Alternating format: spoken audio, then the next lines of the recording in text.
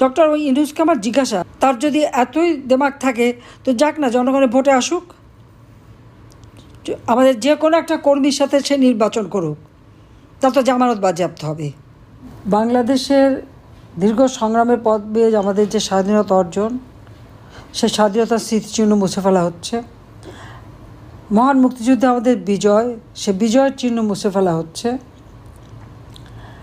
মুক্তিযোদ্ধাদের লাঞ্ছিত করা, মুক্তিযুদ্ধের স্মৃতি ধ্বংস করা এবং মুক্তিযোদ্ধারা যেন মহান অপরাধ করে ফেলেছে এরকম একটা ভাব দেখানো। তারপর মিথ্যা মামলা। আমাদের বোধহয় কোনো নেতা বাদ নেই বা তাদের আত্মীয় স্বজন, ছেলে মেয়ে স্ত্রী সবাইকে সহই মিথ্যা মামলা, গ্রেপ্তার, হয়রানি। এমনকি আমাদের যারা মুক্তিযোদ্ধা বয়স্ক নেতা তাদের হাতে হাত করা পড়ানো, সাবেক প্রধান বিচারপতির হাতে হাত করা এবং তাকে মার্ডার কেসে আসামি করা, মানে এইরকম একটা জঘন্য কাজ করে যাচ্ছে শুধু একটি লোকের ক্ষমতা লোভ। যে লোকটি মাত্র 6,000 টাকা বেতনের গ্রামীণ ব্যাংকে একটা এমডির চাকরি পেয়েছিল, দুর্নীতি করে, মানি লন্ডারিং করে, ট্যাক্স ফাঁকি দিয়ে হাজার হাজার কোটি টাকার যে মালিক, দেশে না বিদেশেই, দেশে তো আছে বিদেশেও, এত সম্পদ বানিয়ে এবং সারা বিশ্বে মিথ্যা কথা বলে যে গ্রামীণ ব্যাংক সে নিজে সৃষ্টি করেছে, অথচ সে যে সেখানে 6,000 টাকার একজন কর্মচারী সেটা কাউকে বলেনি। এইভাবে সারা বিশ্বকে ধোঁকা দিয়ে এরপর জঙ্গি আর সন্ত্রাসীদের সহায়তা ক্ষমতা দখল করে আজকে বাংলাদেশটাকে ধ্বংস করে দিচ্ছে। বাংলাদেশ জাতির পিতা বঙ্গবন্ধু শেখ মুজিবুর রহমানের নেতৃত্বে আমরা স্বাধীনতা অর্জন করেছি। বাংলাদেশ একটি দেশ, একটি জাতিরাষ্ট্র, বাঙালি জাতি, আমরা জাতি হিসেবে স্বীকৃতি পেয়েছি। যতদিন আওয়ামী লীগ ক্ষমতায় ছিল সারা বিশ্বের কাছে বাংলাদেশের একটা সম্মান, আজকে প্রবাসী যারা তারাও একটা সম্মান পান, যারা প্রবাসে যেতেন কোনো কাজে তারাও সম্মান পেতেন। বাংলাদেশ শুনলেই সবাই বলতো উন্নয়নের বিস্ময়। আর বর্তমানে কি বলে, বাংলাদেশ একটা জঙ্গির দেশ, সন্ত্রাসী দেশ। ডক্টর মোহাম্মদ ইউনূস গ্রামীণ ব্যাংকের 6,000 টাকার বেতনের কর্মচারী, তার ক্ষমতা দখল এবং ক্ষমতার লোভ আজকে বাংলাদেশকে ধ্বংসের প্রান্তে নিয়ে গেছে। এই লোকটার ভিতরে কোনো মানবিক গুণাবলী নেই, মানবতা নেই। এখানে আমার একটা প্রশ্ন হয় যে আজকে হলি আর্টিজানে যারা জঙ্গি হামলা করলো, যাদেরকে আমরা গ্রেপ্তার করে শাস্তি দিলাম, 21শে আগস্ট গ্রেনেড হামলা, সেই আসামিরা সাজাপ্রাপ্ত, 10 ট্রাক অস্ত্র চোরা কারবারির মামলার আসামি, এমনকি আমাদের আওয়ামী লীগের নেতাকর্মী যাদেরকে হত্যা করা হয়েছে তাদেরও যত আসামি যেখানে যাচ্ছিল সমস্ত, এমনকি সন্ত্রাস জঙ্গিবাদ যারা এভাবে কারাগারে বন্দী ছিল সবাইকে ছেড়ে দিয়েছে, খুনি তাদেরকেও ছেড়ে দিয়েছে, তাদেরকে মুক্ত করলো। কেন মুক্ত করলো? এটা একটা বড় প্রশ্ন। তাহলে কি ওই হলি আর্টিজানের জঙ্গি হামলার সাথে ইউনূসের সম্পৃক্ততা ছিল? 21শে আগস্ট গ্রেনেড হামলা করে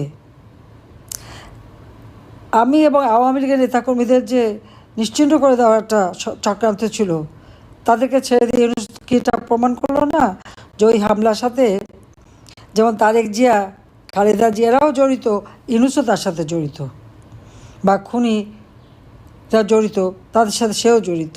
ঠিক এইভাবে 10 ট্রাক অস্ত্র চোরা কারবারি, তার সঙ্গে নিশ্চয়ই তার সম্পৃক্ততা আছে, নইলে এদেরকে ছেড়ে দেবে কেন? কাজে জঙ্গির শাসন সে কায়েম করে আজকে আমাদের আওয়ামী লীগ নেতাকর্মীদের মিথ্যা মামলা দিয়ে হয়রানি করে আজকে শেষ করে দিচ্ছে। এখানে যে কথা বললাম, আমাদের ছাত্রলীগ, যুবলীগ, আওয়ামী লীগ এবং অন্যান্য স্বেচ্ছাসেবক লীগ, আমাদের যুব মহিলা লীগ, মহিলা আওয়ামী লীগ, বিভিন্ন আমাদের যে সংগঠন বা আমাদের আইনজীবীরা, প্রত্যেকটা নেতাকর্মী নির্যাতিত।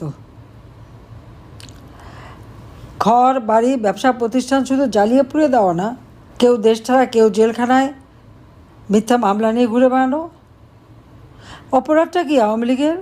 আওয়ামী লীগ দেশের উন্নয়ন করেছে, মানুষের কল্যাণ করেছে। এই অতি দারিদ্র্যের হার যেখানে আমরা 5.1 নামিয়েছিলাম তা আজকে 10%-এর উপরে উঠে গেছে।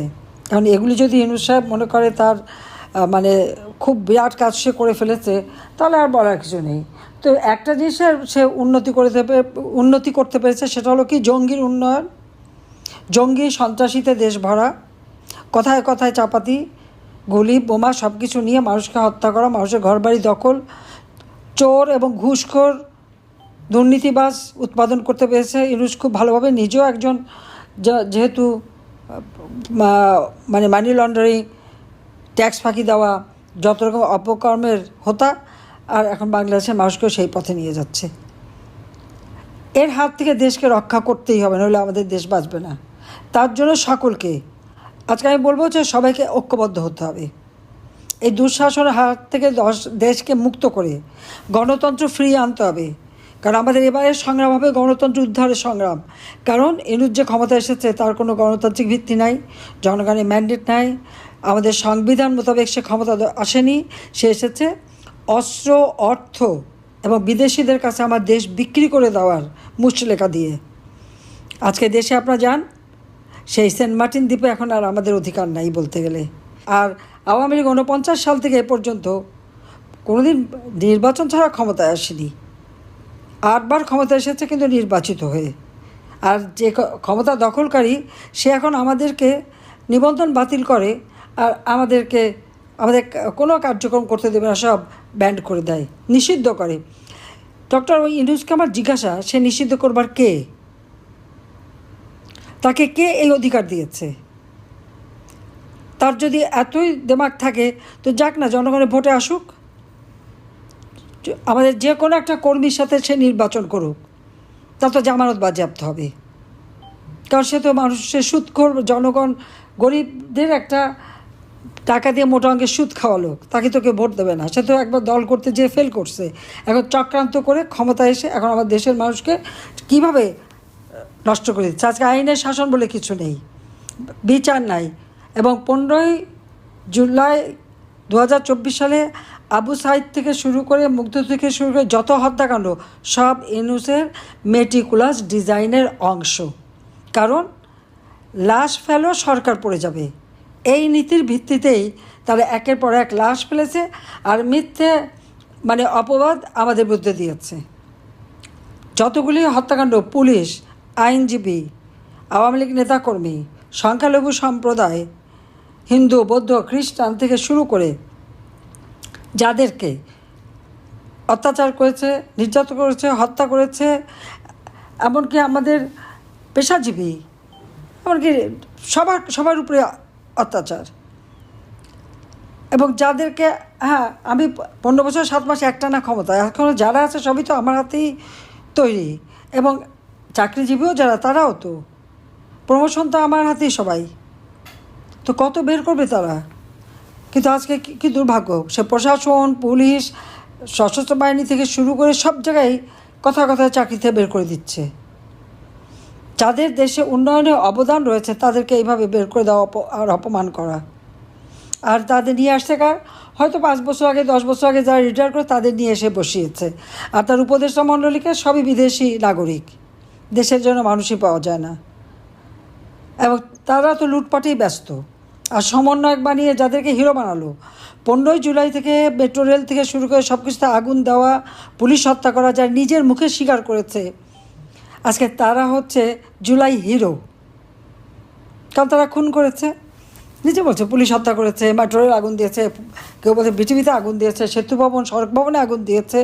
তারা হয়ে গেছে হিরো। আর যত মিথ্যা মামলাগুলি আওয়ামী লীগের বিরুদ্ধে, পুলিশ পিঠে হত্যা, পা বেঁধে ঝুলে রাখা। তো এই জালেমের হাত থেকে দেশকে রক্ষা করতে হলে সবাইকে ঐক্যবদ্ধ হতে হবে।